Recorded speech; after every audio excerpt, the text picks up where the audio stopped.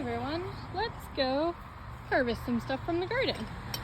So the first thing I'm gonna do is I'm gonna try and see if there's any peas that are still salvageable on our trellis.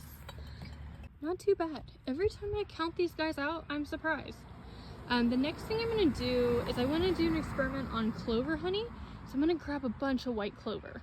This smells amazing, and there's still so much for the pollinators. Don't you worry. And then we're gonna move on to our salad greens. So we have some kale here and lettuce. The lettuce looks a little sad because it's been very hot today, but I know with some water, it'll cool off and perk right back up.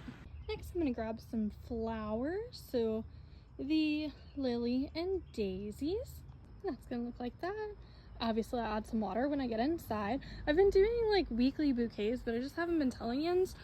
Maybe next year when it's not so bad. Let's grab lavender. This is getting a little out of hand, and they're starting to open up, which is great, but I want to dry it, so I have lavender. So let me snip a bunch of this. Okay, got a lovely bouquet here. We're gonna set that in.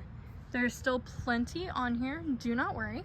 And then we're gonna finalize up top. I think I have some herbs I wanna grab. We are in for round 2 of blueberries with Chomper's approval, of course. So let's go ahead and start grabbing some of those. I was gonna grab some of this thyme and basil, but it's looking really rough right now because we've had such hot days.